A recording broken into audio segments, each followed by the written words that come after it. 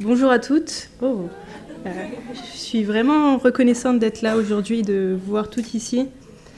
Et pour celles qui ne me connaissent pas, j'ai 24 ans. Je suis étudiante en psychomotricité juste à côté d'ici.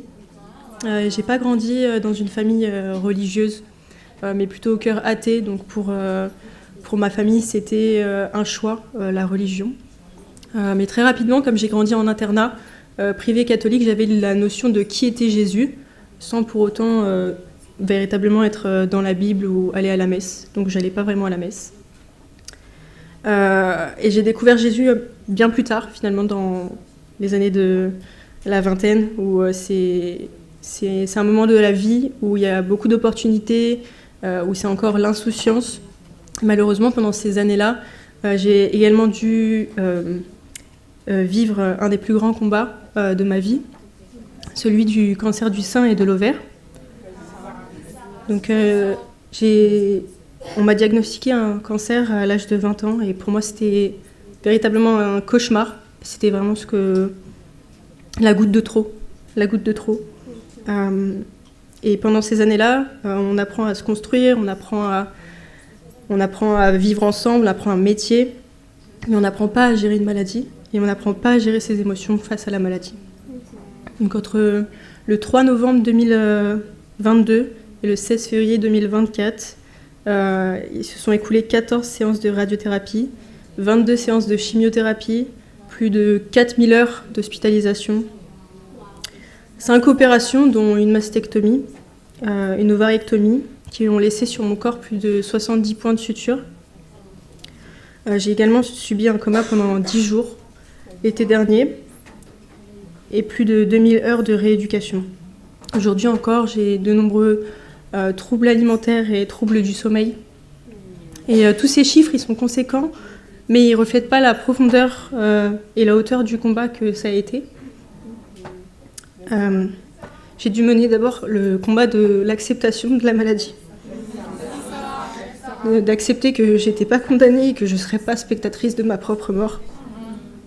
J'ai dû mener le combat de devoir passer à l'action, même dans les moments les plus durs, dans les moments où juste mon corps a été contrôlé entièrement par la peur. Et je me souviens de certaines séances de radiothérapie où simplement je devais traverser la salle pour aller m'asseoir sur le plan de radiothérapie. Et en fait, j'étais juste incapable d'y aller parce que mes jambes tremblaient tellement de peur que mes jambes me lâchaient. Donc on était obligé de me porter pour m'amener, tellement ma peur m'envahissait. J'ai dû mener le combat de l'image parce que j'ai perdu 2 fois mes cheveux. Et j'ai encore en tête, et parfois je rêve encore de ça la nuit, de juste voir mon reflet dans le miroir, sans cheveux. J'ai dû mener aussi le combat du deuil de mon corps, de mes anciennes capacités, et surtout le combat physique au quotidien, parce qu'il n'y a pas une seule minute où j'ai pas une douleur dans mon corps. Et aucune position n'est confortable. Je cherche davantage une position dans laquelle je perdrais le moins d'énergie, pas une position où je serais confortable. Donc ça me mène vraiment à souvent me sentir étrangère à mon propre corps, étrangère à moi-même. Et j'ai dû supporter, sentir les produits de la chimiothérapie envahir chacune de mes veines, dans chaque coin de mon corps, comme si c'était une relation forcée où chaque fois le produit allait un peu plus loin, un peu plus profondément.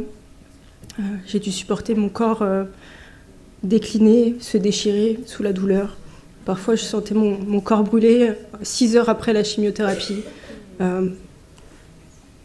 comme si ma tête allait exploser. L'un des plus grands combats également, c'était celui des émotions. Je pouvais très bien admirer le rayon du soleil à en pleurer, et pleurer 2 minutes après parce que j'arrivais pas à ouvrir un pot de yaourt tellement j'avais peu de force.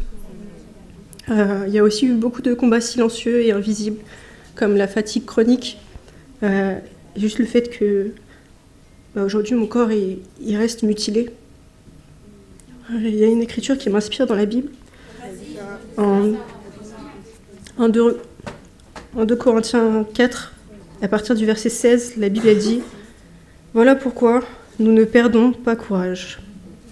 Et même si notre être extérieur se détruit, notre être intérieur se renouvelle de jour en jour.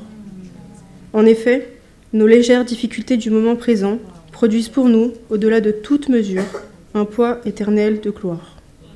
Ainsi, nous ne regardons pas, non pas à ce qui est visible, mais à ce qui est invisible, car les réalités visibles sont passagères et les invisibles sont éternelles. » Et dans ce passage, Paul il parle d'un ministère parsemé de difficultés et il nous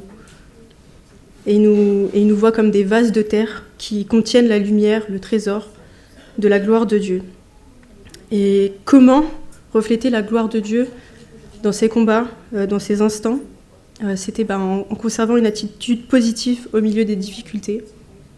Ça a été un vrai combat de voir que face à une potentielle mort, que face à n'importe quelle souffrance, celle-ci elle était temporaire et que c'était mon esprit qui se fortifiait, que c'était mon corps qui était fortifié.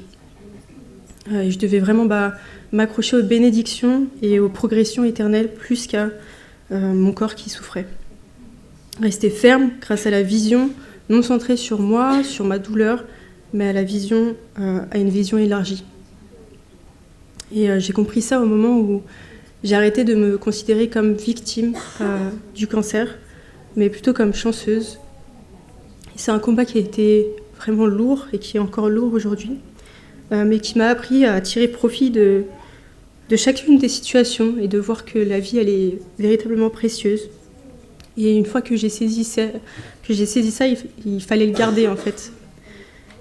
De voir quel était le but que j'allais donner à cette vie, que quelles que soient les capacités différentes, mon corps différent, des forces différentes, il y avait également mon cœur qui changeait et que c'était ça ma véritable richesse. Et face aux difficultés, je m'interroge tout le temps sur l'attitude que j'ai. Et c'est vrai que je me suis posé beaucoup de questions avec ce cancer. Pourquoi moi? Est-ce que c'est juste? Et bien entendu, quand tu vis un cancer, tu te demandes si demain tu seras toujours là. Tu te demandes si tu auras le temps de faire le métier dont tu rêves. Tu te demandes aussi si tu auras le temps de vivre ta plus grande histoire d'amour. Et ce qui m'a vraiment, vraiment permis de tenir tout le long et qui me permet encore aujourd'hui d'être là devant vous, c'est ma relation avec Dieu, qui m'a aidé justement à avoir une attitude positive face au combat, que quelle que soit la difficulté, j'avais cette relation, ce trésor inestimable, rempli de patience, d'amour, d'écoute, et malgré les sanglots qui pouvaient être gigantesques, le combat il a déjà été remporté parce que je suis en rémission depuis le 16 février 2027.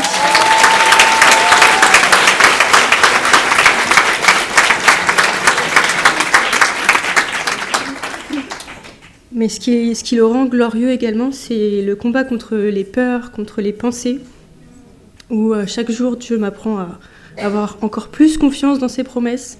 Et je vois l'évolution depuis ces 3 dernières années, où quand il y a 3 ans, quand j'avais une émotion forte, je me ruais vers l'alcool ou vers la drogue. Et aujourd'hui, c'est vrai que ça peut être des montagnes de larmes et de prières, mais je vois que ça a porté du fruit parce qu'aujourd'hui, je suis en train de vivre le rêve et la prière que j'avais il y a 3 ans, c'est-à-dire d'être en rémission. Donc ça m'a vraiment beaucoup appris. Et ce que je vous encouragerais à faire également dans vos combats, c'est de mettre votre confiance en Dieu parce que je sais qu'il va agir.